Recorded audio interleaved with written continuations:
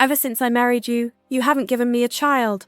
Toby's voice thundered through the sitting room like a sharp knife slicing through Sarah's heart. She knelt on the cold tile floor, her hands trembling as she reached for the hem of his shirt. Tears streamed down her face, soaking into the fabric. Her lips quivered as she whispered, "Please, Toby, God will bless us at the right time. Just hold on a little longer, please, my husband." But his face was a stone, emotionless, unrecognizable.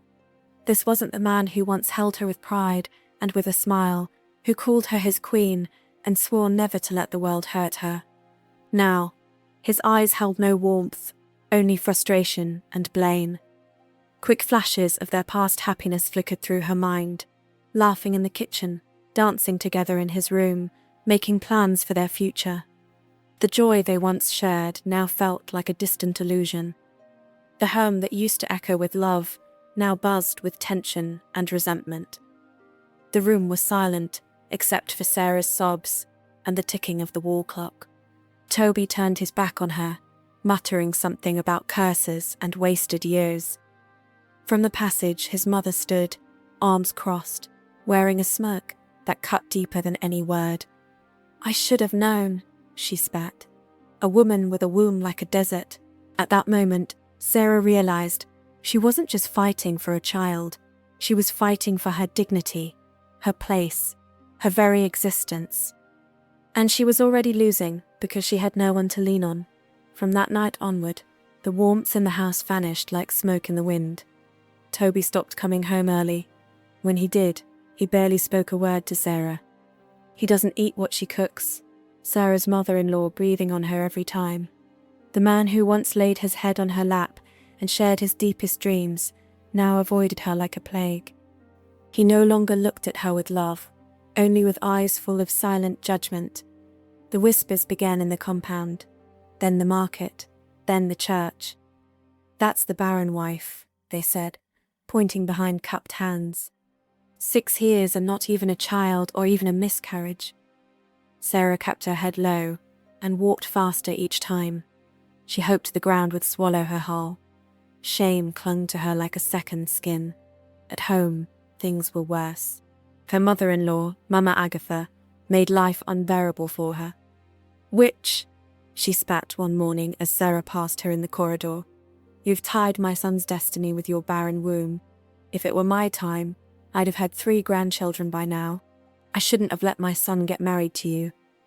Sarah didn't respond. She had learned that silence was safer, but inside, her spirit bled. She cried into her pillow at night, asking God if he had forgotten her. What had she done wrong? Why was her womb being used against her like a curse? Why am I not on your list? Toby didn't defend her. Not once ever since his mother came around. The man who once stood between her and the world now stood with the world against her, and that loneliness, it was louder than 1,000 voices. It was very hard on her. One day, the silence in the house was broken one rainy evening, not by reconciliation, but by a stranger's laughter echoing through the hallway. "Ella." Toby introduced her with no shame in his voice. "She'll be staying with us for a while," he said casually, like he was inviting a guest for dinner. Sarah stood frozen, her hands clutching the edge of the doorway. Her lips parted to speak, but no words came. Her heart pounded in her chest like a war drum. She understood. Ella wasn't just visiting. She was here to replace her. "My dear husband, who is she?" she asked curiously, with her heart pounding so fast, knowing the answer her husband would give her in return. "Well, this is Ella, and since you can't give me a child, Ella is here to do that, so I am taking her as my second wife, and if you don't like it, the door is open for you," he replied and left Sarah at the door with Ella. Sarah was disheartened and heat-broken after what she heard from her husband. She dearly loved. All she could say, as she looked up to the heavens, was, "God, I am lost. What have I done to myself?" Ella wasted no time establishing dominance. Her hips swayed with confidence. Her voice was laced with honeyed poison. "Some of us are built to carry blessings," she said loud enough for Sarah to hear as she unpacked her bags. "Others, Just carry bad luck. Mama Agatha, Toby's mother chuckled. Finally, a real woman in this house. The insults didn't stop. Ella would leave half the food uncooked and blame it on Sarah. She broke a glass vase and cried wolf, claiming Sarah was jealous and clumsy. Or she pushed her. Every lie landed like a slap, and Sarah bore it all in silence. Toby, he watched from a distance, never defending, never correcting. He seemed relieved to have a woman who made him laugh again, even if it came at the cost of Sarah's dignity. Sarah moved like a ghost in her own home. Her presence was tolerated, not welcomed. She slept with tears in her eyes, each night praying the nightmare would end. She was given the visitors' room to stay, while Ella and Toby took the main room that was supposed to be Toby's and Sarah's. But it was only just beginning. Just 2 months later, Ella was pregnant. As she went to the hospital to confirm it with Toby, she was praised more as a real woman. Toby was very happy and proud that he would become a father soon. It made Sarah ashamed of herself. She felt helpless and sad that she had nothing. And now the long-awaited plans of Ella to get Sarah out of that house finally arrived. It happened one day on a Thursday afternoon. The sun was scorching, but inside the house the air felt thick with silent storms. Sarah was sweeping the living room when Ella, now visibly pregnant, came into the living room and fell in front of Sarah and began shouting. "She pushed me. Sarah pushed me," Ella cried, collapsing to the floor with a hand over her belly. Sarah dropped her broom in shock. "What? I didn't touch you." Mama Agatha rushed in, her face a picture of exaggerated horror. "God forbid. You want to kill her child now. Witch! Just like I said." Before Sarah could speak, the front door burst open.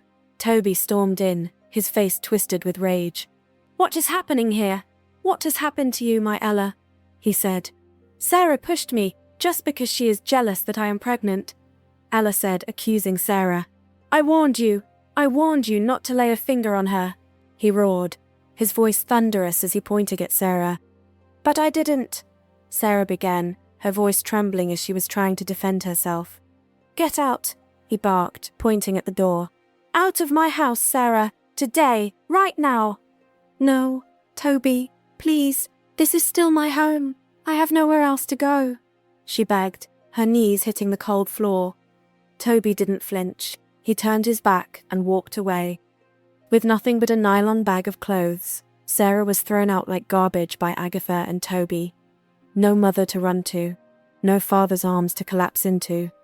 They had died years ago. Friends? They had long disappeared, swallowed by gossip and fear of association. She wandered the streets that night, barefoot and broken, sleeping under a cold sky. Her tears soaked her wrapper as she curled up in a corner. All the rain that fell that day beat her. She had lost everything. 2 weeks had passed since Sarah was cast into the streets like a stray dog.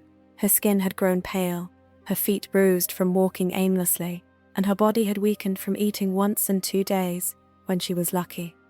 On the 14th night, under a flickering streetlight, Sarah collapsed on a dirty pavement near a roadside stall. Her breath was shallow, her body cold. A good Samaritan noticed her stillness and rushed her to the nearest government hospital. When she woke up hours later, the scent of antiseptic filled her nostrils, and a nurse stood over her with cautious sympathy. "You're lucky to be alive," a nurse said gently. "You fainted from hunger and exhaustion, and you're 3 weeks pregnant." Sarah's eyes widened. "Pregnant?" she whispered, a mixture of disbelief and emotion cracking her voice. A shaky hand rested on her belly as silent tears rolled down her cheeks. She laughed, a painful, ironic laugh. "I can't be pregnant. How is that possible?" she said, but the nurses made her believe that she is not barren. She picked up a public phone at the hospital lobby and dialed Toby. No answer. She called again. Still nothing. Desperate, she dragged herself to his house. When she knocked, Ella answered, her belly now round and firm. "You again?" Ella sneered. "Ella, I am pregnant and I need to see Toby now," she said with joy. "Pregnant? That's a street man's child, and don't you ever come back to this house again, ulls!" And without warning, Ella shoved her down the porch steps. Sarah sat on the roadside, bruised and broken. But determined, she used a passerby's phone to connect with Toby. "Hello, who is this?" he said. "My dear husband, it's me." She replied with a smile on her face. "I told you never to reach me. Whatever happens to you, I do not care. Since letting you stay in my house isn't enough for you, and still want to kill my unborn child for me, now I know what of a person you are. A witch. Don't you ever call my line, ever again in your life," he said, and cut the phone on Sarah. Sarah was heartbroken and sad. She couldn't cry now. She just sat by the roadside, speechless. But something had changed. Her tears dried quicker. Her heart hardened, but her spirit did not break. She would not let this be her ending. She would fight, but this time, to make sure her child survives. With swollen feet and a heavy belly, Sarah began her new life on the dusty streets of the city. She managed to secure a corner in an abandoned, uncompleted building. Roofless, lifeless, but safer than sleeping by the roadside. Each morning, she rose before the sun, tied her faded wrapper tightly around her waist, balanced a tray of ground nuts and sachet water on her head, and walked through markets, bus stops, and traffic-clogged roads hawking. People often stared, a heavily pregnant woman hawking under the burning sun, but she kept moving. Hunger gnawed at her, yet she'd often skip meals to save money for her unborn child. At night, she'd sit alone in the cold shell of her shelter, rubbing her belly and whispering, "We'll be okay, my love. You and me. No matter what, you are my proof that I am not a barren woman." 9 agonizing months crawled by. One rainy night, with thunder cracking above and no one around, the labor pains began. Sarah screamed into the darkness, clutching the cold cement floor. She pushed with every ounce of strength left in her, her body soaked with rain and sweat. By dawn, amidst her own tears and blood, she heard the soft cry of life, a baby boy. She named him Essie, meaning God's gift.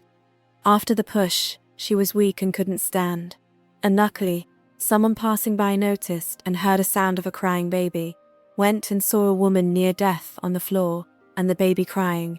He helped them to the hospital. But despite the pain, her heart swelled with joy. She was taken good care of in the hospital. On the bed, she wrapped Essie in a tattered scarf, holding him like the most precious treasure. Sarah had nothing, but in that moment, she had everything. Her love for Essie would become her shield, her purpose. Time marched forward, and little Essie grew into a bright, kind-hearted 7-year-old boy. Sarah, though weathered by hardship, now wore a quiet strength. Her once sunken eyes sparkled again with determination. She now lived in a modest but manageable apartment. She no longer hawked on the streets. A chance encounter had changed everything. One sunny afternoon, while selling oranges near a corporate office, Sarah helped a man whose bag had spilled into a gutter as she saved the man's documents that would have cost him his company. She didn't know who he was, only that kindness demanded she help. The man, Mr. Clarence, turned out to be a respected businessman. Moved by her humility and spirit, he offered her a job to manage his food canteen in the company.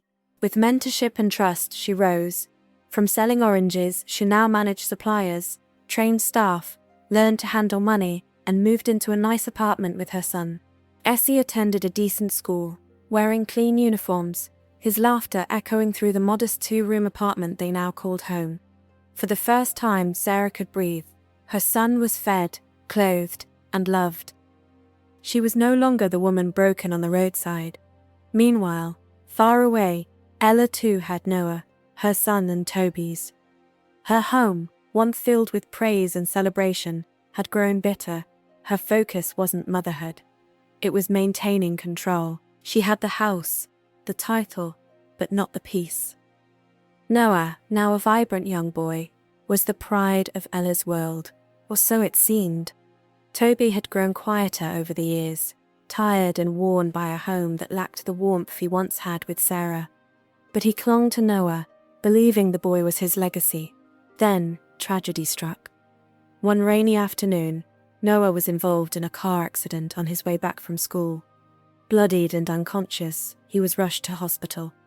The doctors acted fast, but Noah had lost too much blood. He needed an urgent transfusion. Without hesitation, Toby offered to donate as the father. Minutes turned into hours. Then, the doctor returned with a furrowed brow. "Sir," he said cautiously, "we ran the necessary tests, but your blood isn't a match." Toby blinked, confused. "There must be a mistake. That's my son." More tests followed. The truth came crashing down like thunder. Noah wasn't Toby's biological child. Toby was shocked and didn't believe what the doctor said. Rage and disbelief swelled in his chest. Toby was confused and disoriented, thinking he had a legacy that would be alive after he was gone. When confronted, Ella tried to deny it, but guilt was already choking her because she knew the truth. Tears streamed down her face as she admitted the unthinkable. Noah was fathered by someone else before she married Toby. The room spun.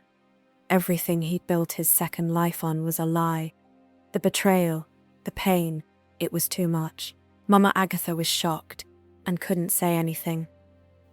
Without another word, Toby pointed to the door. "Leave," he said, voice cracking. "Leave and never come back. You have destroyed me." Ella left with Noah after he recovered, but Toby's peace never recovered. 2 years passed like shadows on a wall, silent and cold. Toby lived alone in the house that once echoed with voices, now only filled with the sound of his regrets. The air always felt heavy. He couldn't look at Noah's old photos even though he treated him like his own child, flesh and blood too. He couldn't bear the fact that he wasn't his child. He couldn't sleep at night without seeing Sarah's tear-streaked face from the day he cast her out 7 years ago. Each day was a slow punishment to him. On a sunny Saturday afternoon, while picking groceries at a mall he rarely visited, fate played its hand. He turned into an aisle and froze. There she was, Sarah, but not the woman he remembered. She was radiant now, confident, dressed in elegance, eyes glowing with peace. Her skin shone with health. She laughed, that same laugh he once loved, while a young boy stood beside her, tall, poised, and with Toby's nose. Toby stared, heart pounding. He approached. "Sarah." She turned slowly. Their eyes met. 1,000 memories passed between them in silence. "Hello, Toby," she said softly. He looked at the boy, his heart twisting. "Izzy?" "Yes." She nodded. "This is Essie, my son." Toby was shocked. "How?" He asked in surprise and out of curiosity. "I know you would be surprised, or would ask how, but Essie is your son too." He was confused. Sarah explained her life story to him, and how she was 3 weeks pregnant as of the time he chased her out of his house. Toby's eyes filled with tears. His knees almost buckled. "I'm so sorry. For everything. I didn't know. I didn't know." Sarah smiled gently. "Even though I called you on the phone that day, and you shunned me, I still forgave you a long time ago." He requested to see his son, as Sarah granted him the permission to see Essie. Before he could get closer and speak again, a tall, handsome man approached and placed a loving hand on Sarah's shoulder. "Honey, who is this young man?" And it was Mr. Clarence. "It is Toby, my ex-husband, you remember?" Sarah told Clarence. He remembers. Clarence respects and trusts Sarah so much to make decisions for herself. "I will leave you two to catch up. I will be in the car waiting," he said, and left. Sarah looked at Toby one last time. "It's nice seeing you, Toby. I am sorry about what happened to you. Take care." Toby stood motionless, eyes glued to the scene in front of him. Essie was now a confident young boy, respectful and articulate. Sarah stood beside Essie, glowing, calm, wrapped in peace that came only from surviving hell and choosing joy anyway. And so was Clarence always by her side, tall, gentle-eyed, protective, was everything Toby had failed to be. A lump rose in Toby's throat as he whispered, "Sarah." Please, can we at least talk? She looked at him, eyes kind but firm. There's nothing left to say, Toby. I don't hate you. I never did. I just needed to heal. And I did. He swallowed hard, shame soaking his soul. I made a mistake. Yes, she said. You did. But that mistake gave me a new beginning. It pushed me into strength I didn't know I had. And I wouldn't trade it for anything. Clarence came back and gently placed a hand on her back. We should go. We're late for Essie's art exhibition. It's nice seeing you, Mr. Toby. She nodded and turned to Toby one last time. It's nice to see you again, Toby. Then, hand in hand, the trio walked away, Sarah's laughter echoing gently as they disappeared down the aisle. Toby remained there, shoulders sagging, heart hollow. The weight of his choices pressed on him like a boulder that would never move. He whispered to himself, broken, I lost everything. Sometimes, what you throw away might be exactly what your future needs. Dear viewers, what do you think about this story? I would love to hear your thoughts in the comments below. If you enjoyed the story, give us a thumbs up, hit the subscribe button, and share it with friends. Don't forget to turn on notifications so you never miss out on our latest updates. Thanks, and see you in the next video. Bye.